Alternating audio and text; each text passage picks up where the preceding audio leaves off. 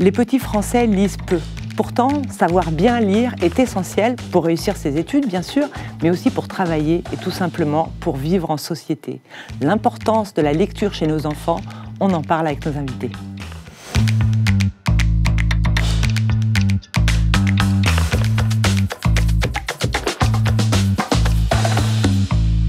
Cécile Ferraton, vous êtes membre du comité de sélection des petits champions de la lecture et responsable du secteur jeune d'une médiathèque, la médiathèque de Meudon. Bonjour. Bonjour. Pauline Ouette, vous êtes membre de l'association Pas à Pas l'Enfant. Bonjour. Bonjour. Et Marie-Aude de Gauléjac, vous êtes directrice de l'Institut de l'Alma à Paris, dans le 7e. Bonjour. Bonjour. Et enfin Jeanne, journaliste au Figaro étudiant, vous allez nous dire quel est le niveau des petits Français en lecture aujourd'hui ? Eh bien, leur niveau n'est pas excellent et pire encore, leur niveau s'est sensiblement dégradé au fil des années. C'est ce qu'expliquait Gabriel Attal, le ministre de l'Éducation nationale, lors de son discours pour la Journée mondiale des enseignants le 5 octobre dernier. Élever le niveau, c'est l'objectif. C'est même plus que ça. Élever le niveau, c'est l'urgence de notre école. Pourquoi ? Nous avons tous les chiffres en tête. Plusieurs exemples. En un quart de siècle, entre 1995 et 2018, les élèves français ont perdu l'équivalent d'un an en termes de niveau. À l'entrée en 6e, un élève sur 3 ne sait pas lire correctement. Alors, un élève sur 3, comme le dit le ministre, ne sait pas lire correctement.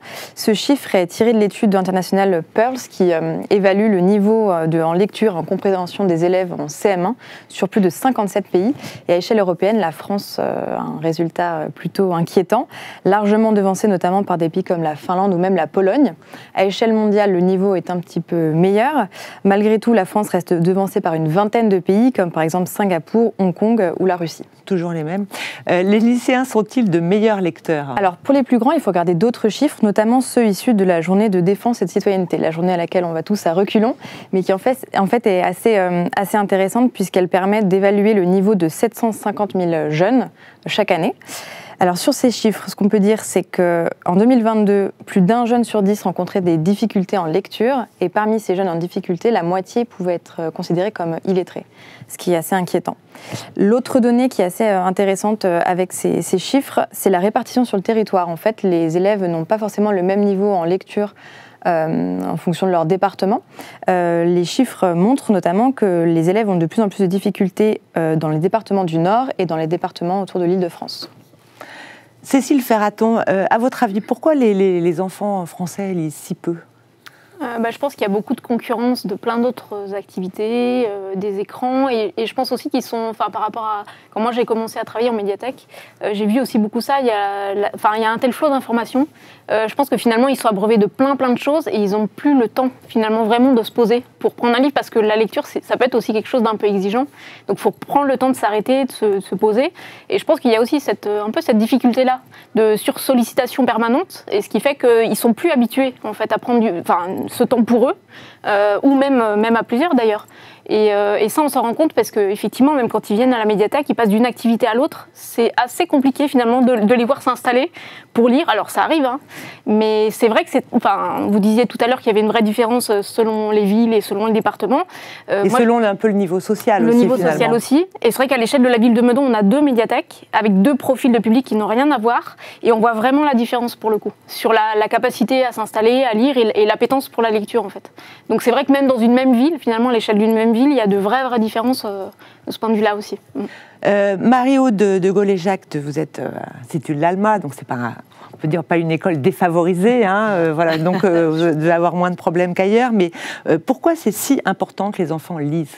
Alors, c'est très important que les enfants lisent parce que ça va développer toute leur intelligence et puis ça va aussi leur permettre de devenir performants dans toutes les matières pour avoir un meilleur niveau pour comprendre les consignes. Alors, les enfants doivent absolument apprendre à lire de façon rigoureuse pour pouvoir justement être performants dans les autres matières. C'est un prédicteur finalement de réussite scolaire ? Ah oui, c'est très important de bien savoir lire. D'où l'importance que nous attachons à apprendre à lire correctement à nos élèves dès le CP et qu'ils sachent, qu'ils commencent à bien lire dès Noël pour pouvoir devenir de bons lecteurs pour rentrer dans les apprentissages. Je me rappelle que quand j'étais petite, et j'étais élève à l'Institut de l'Alma, donc je me souviens très bien, ceux qui ne savaient pas lire, il y en avait peu, redoublaient en fait leur CP. Aujourd'hui, on ne fait plus redoubler. Alors, on appelle plus ça un redoublement, on appelle ça un maintien dans le cycle. On appelle ça la 11e, je me rappelle. Oui, alors maintenant, exactement. Oui, pour décompter les années scolaires jusqu'à la terminale. Voilà. Et voilà, on peut maintenir des enfants vraiment si on a pour ça tout un panel de compétences à évaluer. Et puis surtout, on prend attache avec tous les professionnels de la santé qui peuvent nous aider à prendre la bonne décision. Et on parle plus de redoublement, on parle de maintien dans le niveau. C'est plus. Mais ça arrive quand même. Ah oui, ça arrive. Oui. D'autant plus qu'à l'Institut de l'Alma, nous accueillons des enfants dont le français n'est pas forcément la langue maternelle. Donc des enfants qui ont commencé à apprendre à parler français en grande section. Quelquefois, il y a une remise à niveau qui est très importante. Voilà. Pauline Ouette, donc vous occupez d'une association qui s'appelle Pas à Pas. Et vous insistez sur le fait de transmettre finalement l'envie de lire. Est-ce que vous pouvez nous en parler ? Oui, alors notre association lutte contre la surexposition des enfants aux écrans et surtout on veut proposer aux familles des activités toutes simples qui ne sont pas révolutionnaires, comme raconter des histoires à leurs enfants et qui pourtant seront clés dans la construction et dans leur développement. Donc nous, on intervient avant le CP, on est sur le 0-6 ans. D'abord parce qu'on sait que l'école ne peut pas tout faire. Enfin, il ne faut pas attendre le CP pour se dire que les enfants vont apprendre à lire. Les familles, les parents ont une charge à prendre parce que aussi, sur le 0-6 ans, on sait que c'est un âge extraordinaire chez l'enfant, même depuis ses premiers mois de naissance, pour les apprentissages. Un enfant avant 6 ans va avoir un cerveau qui sera prêt à le préparer à sa scolarité. On voit pour les cadeaux de Noël, dans les catalogues de jouets, de plus en plus d'histoires où on met, alors il y avait les magnétophones, mais maintenant j'ai vu ça dans le métro, une espèce de carte qu'on met et il y a une histoire qui se raconte tout seul. Il y a marqué « pour rendre l'enfant autonome ». Ça m'a fait un peu rire.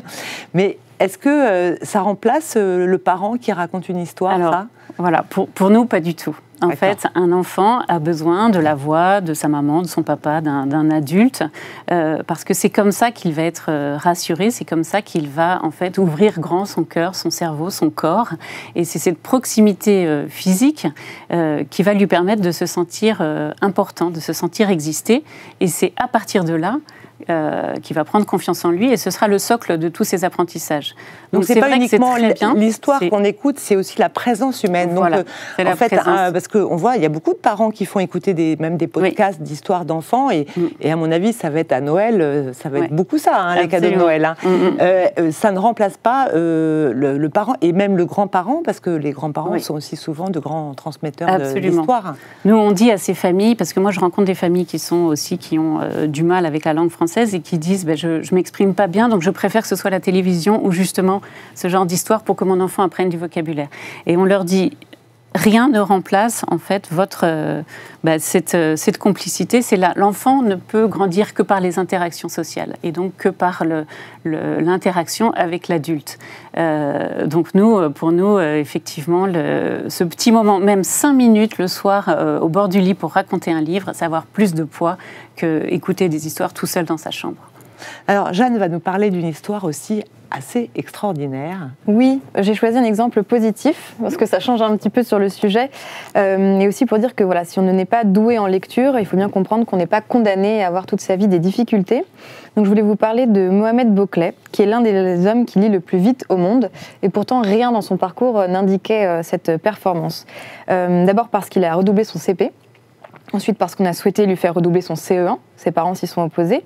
Ensuite, parce que lorsqu'il est arrivé au collège, ses enseignants ont souhaité, compte tenu de ses difficultés à lire, le placer dans une classe spécialisée pour élèves en difficulté.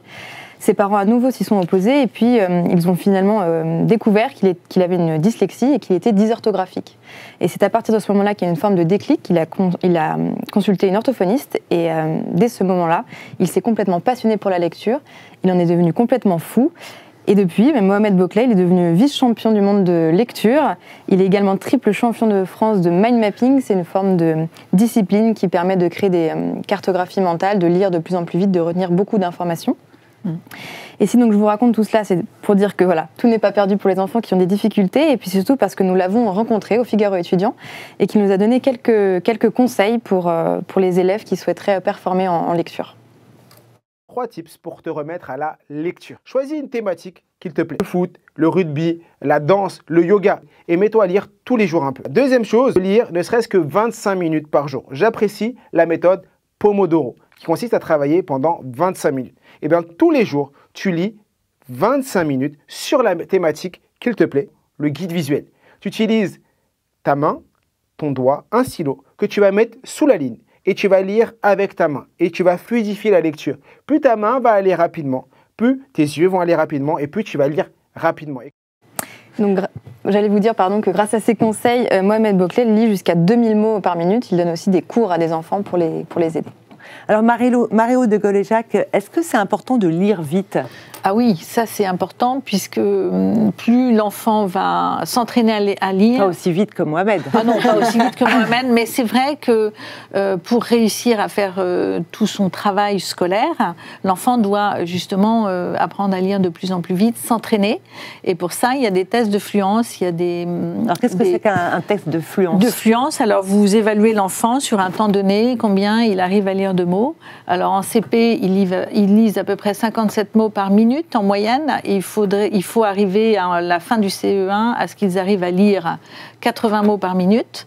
Et puis en CM1, un enfant va en moyenne lire 110 mots par minute. Voilà. Alors, il faut le chronométrer, en fait. Oui, comment ça se passe ? On chronomètre. Alors, ces exercices, nous les faisons via les évaluations nationales. Oui, de l'éducation nationale. De l'éducation nationale. Alors, en CP, ils ont 2 évaluations durant l'année. Une en début d'année. Là, il n'y a pas de test de fluence puisque l'apprentissage de la lecture est à son commencement. Et puis, il y en a un au mois de février. Alors, ils ont des mots à lire dans un temps donné. Et puis, on les évalue. Et puis, mais ça se fait sans leur donner le résultat final.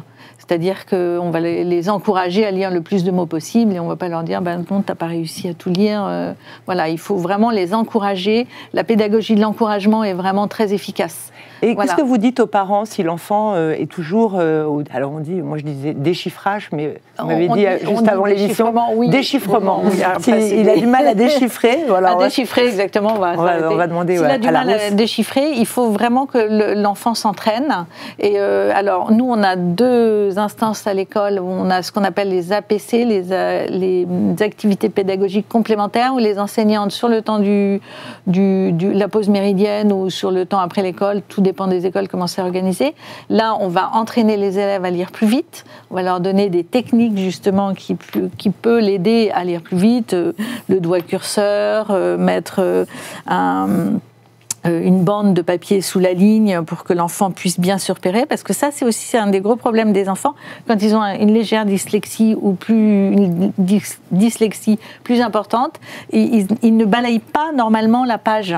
Donc il faut les aider à trouver la technique qui va leur permettre de lire rapidement sans passer du haut de la page au bas de la page. Vous voyez, ça c'est toutes des petites techniques que les maîtresses de CP connaissent bien et qui vont aider les enfants à devenir de meilleurs lecteurs. Cécile Ferraton, qu'est-ce que les jeunes lisent aujourd'hui ? Alors, ils lisent des choses assez diversifiées. Ce que vous parliez tout à l'heure des réglettes, ça me faisait penser immédiatement à tout ce qu'ont développé les éditeurs justement pour les enfants dysgraphiques, dysorthographiques, avec des réglettes, avec des aides de lecture. Donc c'est vrai que pour le coup, ça c'est des choses, nous, qu'on prête de plus en plus. Enfin, en tout cas, par rapport à il y a quelques années, c'est quelque chose qui est mieux connu. Donc il y a une forte demande, alors notamment des parents, et c'est souvent des petites collections, des séries avec des personnages qu'ils reconnaissent et qu'ils apprécient. Beaucoup de mangas aussi, forcément, quand ils sont un petit peu plus grands. Des BD, beaucoup de BD aussi, alors autant des classiques que des plus récentes d'ailleurs. Astérix, Tintin. Ça marche toujours. Ça marche toujours, voilà, toutes les époques. Les mangas, il n'y a pas beaucoup d'écriture. Les parents sont parfois un peu inquiets de cet engouement pour les mangas, dans la mesure où il y a souvent un mot par page. Donc est-ce que c'est vraiment de la lecture? Dans les mangas, il y a plein de sortes de mangas. Là aussi, on en fait souvent quelque chose de très réduit, mais en fait, c'est très très riche le manga. Et malgré tout, ça apporte une habitude de lecture. D'accord. Voilà, il faut le lire à l'envers, par contre. Alors ça dépend. Là aussi, ça dépend. Il y a des impressions à la française et des impressions à la japonaise. Donc effectivement, même si on lit de droite à gauche ou de gauche à droite, dans tous les cas, ça oblige quand même l'œil à s'habituer à justement à un enchaînement. Donc un peu comme quand on lit, hein, sauf que là, ça peut être dans le sens inverse. Donc mine de rien, c'est une gymnastique et n'est quand même pas si simple que ça. Et malgré tout, ça habitue quand même l'œil, je trouve, à la lecture. Et puis, ça nourrit quand même une forme d'imaginaire, parce que c'est ça aussi la problématique dans la question de la lecture et de ce que les enfants lisent, c'est que lire, c'est aussi développer son imaginaire. Et lire, que ce soit un manga, une BD ou une histoire, bien évidemment, l'idéal, c'est de faire un peu de tout. Mais si ça, c'est pas possible, moi, j'encourage malgré tout, voilà, ceux qui ont une appétence, si c'est que pour les mangas, à prendre quand même ces mangas. Parce que je me dis, malgré tout, ils lisent. Voilà. Oui. Même si c'est une forme de lecture différente. Même si ce n'est pas, finalement, du moment que ce n'est pas de l'écran. Donc, oui, puis il y a aussi beaucoup de mangas qui adaptent des classiques maintenant aussi, donc qui sont aussi une première approche. Il y a une collection notamment de mangas qui adaptent que des romans classiques, mais qui du coup sont rendus beaucoup plus lisibles, accessibles. Oui, on peut même lire des Freud ou Marx, il y a des philosophes, il y a énormément de choses en classique. Il y a beaucoup de choses qui sont adaptées aussi, et malgré tout, ça peut donner cette première approche du classique, et après, l'enfant qui a aimé peut aussi avoir l'appétence pour découvrir l'œuvre d'origine. Et je me dis, si on arrive à ça, on a réussi en fait. Voilà. Donc je me dis, bon, c'est peut-être une première approche, peut-être que c'est pas toujours satisfaisant pour les parents, ce que j'entends ça très souvent, mais malgré tout, je trouve que voilà, ça, à la fois ça développe l'imaginaire et puis ça donne quand même cette habitude d'ouvrir un livre aussi. D'accord. Pauline Mouette, justement, sur cette transmission des classiques, quel est le rôle des grands-parents? Parce qu'eux, évidemment, ils sont nés avec les livres. Souvent, eux-mêmes n'ont pas regardé la télévision quand ils étaient petits, donc ils ont un autre rapport à la lecture. Qu'est-ce que vous pouvez conseiller aux grands-parents qui nous écoutent? Les grands-parents, oui, ont une part aussi magnifique parce que on est loin de l'école quand un grand-parent parle d'un livre, de la partie peut-être un petit peu inquiétante. Il n'y a pas de notes, il n'y a pas de jugement, il n'y a rien du tout. C'est que le livre plaisir. Et donc, nous, c'est ça qu'on veut dire, remettre le livre au cœur de la vie familiale. Les grands-parents, c'est un très bon exemple parce que ça va un petit peu dépédagogiser le livre qui peut peut-être faire peur aux enfants ou alors qu'ils l'associent trop à la scolarité. Donc, il faut que le livre devienne finalement un loisir comme un autre. Le livre, c'est un petit moment de bonheur partagé. Et pour celui qui le lit, comme certainement la grand-mère qui va avoir un immense plaisir à avoir son petit enfant sur les genoux devant ce livre. Et puis, c'est ça, c'est un moment de bonheur qui, sans le savoir, va développer chez l'enfant toutes les aptitudes fondamentales qui seront demandées plus tard à l'école. La concentration, l'attention, le vocabulaire, même si la grand-mère a peut-être choisi un livre plus compliqué, c'est pour ça que je vous rejoins, il n'y a pas des livres qui sont conseillés ou pas. L'enfant, de toute façon, veut entendre des mots. Il va être baigné dans ce bain de langage, donc il va développer ses aptitudes fondamentales, concentration, attention, vocabulaire, et ce sera ça qui sera demandé plus tard à l'école. Mais là, il le fait avec plaisir. Si c'est avec un grand-parent, si c'est avec ses parents, si c'est avec un grand frère, une grande sœur, il le fait sans le savoir. Il fait un effort énorme qui sera si difficile après quand on n'est pas prêt. Il fait un effort, naturellement, il va développer cette concentration. Est-ce que lorsqu'on est grand-parent, on peut faire découvrir des livres qu'on a aimés soi-même? Est-ce que c'est toujours d'actualité de faire découvrir, je sais pas, La Comtesse de Ségur ou, je sais pas, les Trilby, enfin des séries finalement que les grands-parents, les parents lisaient et est-ce que on peut le faire lire à des enfants de 2023? Moi, je pense que oui. Parce que de toute façon, ce qu'attend l'enfant, c'est qu'on lui lise quelque chose. C'est qu'il se sente exister, il se sent aimé, donc quel que soit. Et alors, quand même, je rassure souvent les familles qui sont un petit peu inquiètes devant cette lecture, le cerveau de l'enfant est tellement bien fait, enfin, le cerveau de l'être humain est fait pour apprendre. Donc si on commence un tout petit peu, l'enfant va dire « Ah oui, mais pourquoi ?» Que ce soit la comtesse de Ségur ou autre chose, et comment elle s'appelle. Et l'enfant veut toujours aller un petit peu plus loin. Donc en fait, on donne un tout petit peu, quel que soit le livre qu'on a décidé d'ouvrir, et on va juste donner l'envie d'aller un petit peu plus loin. Donc ça rassure un peu aussi certaines familles qui peut-être ne savent pas quoi choisir ou ne savent pas comment... Souvent, on a tendance à choisir des livres qu'on a aimés soi-même enfant, en fait. On a envie de partager. Moi, j'aimais beaucoup La Comtesse de Ségur, par exemple. Quand j'ai eu des enfants, j'ai fait lire La Comtesse de Ségur. C'est un peu normal. Les parents, lorsque les parents viennent à la médiathèque, est-ce qu'ils ont ce réflexe aussi de chercher finalement où les livres qu'ils ont aimés, ou les bandes dessinées qu'ils ont eux-mêmes appréciées? Oui, c'est un peu ce que je disais tout à l'heure, c'est qu'effectivement, ne serait-ce que pour les BD et les classiques, c'est la plupart du temps, parce qu'ils ont aimé, ils veulent faire découvrir. Et donc, nous, on va les sortir de la réserve et on va les chercher. Ils vont pouvoir le faire connaître. Je parlais tout à l'heure du Club des 5, par exemple. Oui, voilà, le Club des 5. Par exemple, Michel Vaillant en BD, ou par exemple aussi. Le clan des donc, le clan des 7, les signes de piste. Alors, souvent, les parents ont cette envie. Après, les enfants n'acceptent pas toujours. Voilà. C'est que des fois, voilà, ils ont envie de transmettre ça. Après, bon, parfois, l'enfant prend avec plaisir. Parfois, il sent qu'il n'a pas trop le choix. Et il prend autre chose à côté, voilà, qui est plus choisi par lui-même, du coup. Généralement, c'est... Mais quand même, on voit, j'ai lu encore des articles sur les phénomènes d'édition de bande dessinée. On fait des suites maintenant à Boule et Bill, etc. Parce que même si les auteurs sont morts depuis longtemps, alors la seule suite qu'on ne peut pas faire, c'est celle de Tintin, mais sinon, il y a des suites d'Astérix, etc. Parce que finalement, les parents et les grands-parents veulent acheter ce qu'ils ont aimé à leurs enfants. C'est un univers voilà, qui existait, qui veut le transmettre. Et on parlait tout à l'heure de transmission, et là, c'est vraiment ça. C'est-à-dire qu'on ne peut pas transmettre quelque chose qu'on n'aime pas. Donc forcément, quelque chose qu'ils ont aimé eux, ils ont envie de le transmettre parce que ça leur fait plaisir et que les enfants ressentent ce plaisir-là aussi. Donc même si au départ, c'est peut-être pour faire plaisir aux parents, finalement, eux aussi, ils s'y retrouvent. Parce que ils sentent qu'il y a vraiment cette envie de transmission. Si le parent propose quelque chose qu'il n'a pas aimé, l'enfant le sent de toute façon et ça ne marche pas. Donc, sauf s'il l'a choisi lui-même, mais ça, c'est autre chose. Je ne sais pas si Jeanne a été une grande lectrice quand elle était petite. Ah si, j'ai adoré la lecture. Mais moi, je n'avais pas forcément les mêmes références. J'ai beaucoup lu Jules Verne. Et ensuite, c'était plutôt La Cabane Magique à ma génération. C'est toujours magique. C'est toujours d'actualité, La Cabane Magique. Et je voulais rebondir sur ce que disait Pauline, parce qu'en classe, il y a quand même des moments où on va faire de la lecture cadeau. On va raconter, lire une histoire à toute la classe. Et alors là, c'est un moment magique. Il y a un silence, une écoute, une attention de toute la classe quand la maîtresse lit une histoire, que ce soit au CP et aussi au CM2 où j'ai enseigné de nombreuses années. Le moment lecture cadeau est magique et incite les enfants à lire. Et puis aujourd'hui, il y a beaucoup de compétitions sur la lecture. Il y a des concours en primaire, il y a Ado Lire, enfin, il y a des clubs de lecture, les petits champions de la lecture. Tout est fait pour donner envie de lire. Moi, j'ai quand même une question, c'est un peu c'est la question qu'on se pose, c'est est-ce qu'il faut ne pas donner de téléphone portable à ses enfants pour qu'ils lisent le maximum ? Alors, il y a un grand silence là tout d'un coup. Alors moi, je vous répondrai, à l'école primaire, c'est strictement interdit, il n'y a aucun téléphone portable.